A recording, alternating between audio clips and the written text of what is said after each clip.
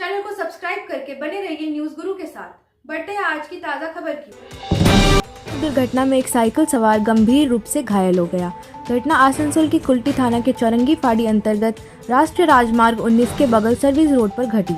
बताया जा रहा है कि चंबलपुर गांव निवासी विशु मंडल रोज की तरह साइकिल से अपने कार्यस्थल जाने के लिए घर से निकला और चौरंगी फाड़ी के पास राष्ट्रीय राजमार्ग संख्या 19 के सर्विस रोड पर ट्रक की चपेट में आने से साइकिल सवार विशु मंडल गंभीर रूप से घायल हो गया। घटना की सूचना मिलने पर चौरंगी फाड़ी की पुलिस मौके पर पहुंची और गंभीर रूप से घायल व्यक्ति को इलाज के लिए आसनसोल जिला अस्पताल भेज दी। घटना के विरोध में स्थानीय लोगों ने सड़क जाम कर किया प्रदर्शन। चौरंगी फाड़ी और कुल्टी ट्रैफिक गार्ड के अधिकारी मौके पर पहुंचे और प्रदर्शनकारियों से बात की। कुछ देर तक सड़क जाम रहने के बाद पुलिस के आश्वासन पर स्थानीय लोगों ने सड़क जाम हटा लिया। पुलिस ने घातक ट्रक को जब्त कर लिया है, लेकिन चालक कथित तौर पर फरार है।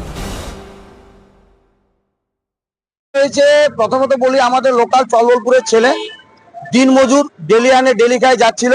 এখানে সিভিকে যে ছেলেগুলো পার্টিকুলার প্রত্যেকদিন অত্যাচারের সীমা ছাড়িয়ে দিয়েছে।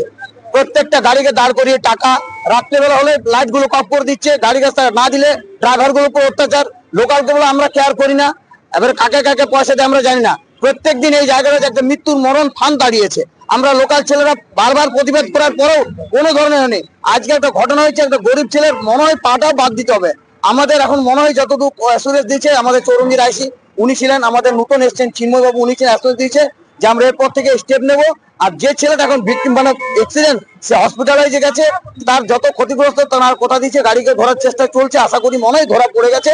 আমরা বসে সেটা সিদ্ধান্ত নেব কতদূর কি হচ্ছে না হচ্ছে। তবে আমি পুলিশ প্রশাসনের আধিকারিকদের কাছে একটা আবেদন রাখবো, আমাদের পর থেকে এখানে যে সিভিক গুলো থাকছে যদি আমাদের ভালোর জন্য আগে, তারা শুধু টাকা ছাড়া কিচ্ছু বোঝে না। এরপর থেকে যদি আমরা দেখি এখানে টাকা নিচ্ছে, আমরা কিন্তু আইন নিজের হাতে দিতে বাধ্য হবো। তখন কিন্তু প্রশাসনের হাতে আমরা আর যাবো না। অমর ব্যানার্জি আমাদের গ্রামের এই বিশু মন্ডল ও ডিউটি যাওয়ার জন্য ঘর থেকে বার হয়েছিল।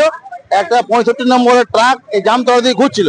এইখানকার ট্রাফিকরা সিভিকরা কিছু পয়সা দেওয়ার জন্য গাড়ি তাড়া করেছে। ও গাড়ি সোজা না গিয়ে এই সোজা যেয়ে ওকে মেরে চলে গেছে। গাড়ি এখন ওই ট্রাক নিয়ে ধরা পড়িস। এখন কি অবস্থা? এখন দুটো পায়ে ওর মানে গাড়ি ওর চেপে গেছে গাড়ির উপর।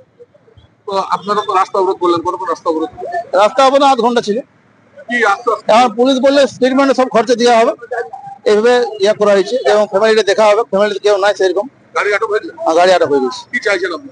ওই ট্রিটমেন্টে সব খরচা দেওয়া হোক এটাই। আর এখানে যেমন কোনো টাকা পয়সা গাড়ি না ছাড়া হয়। আপনার নাম? মুকুল মুখার্জি। আমি তো আছি।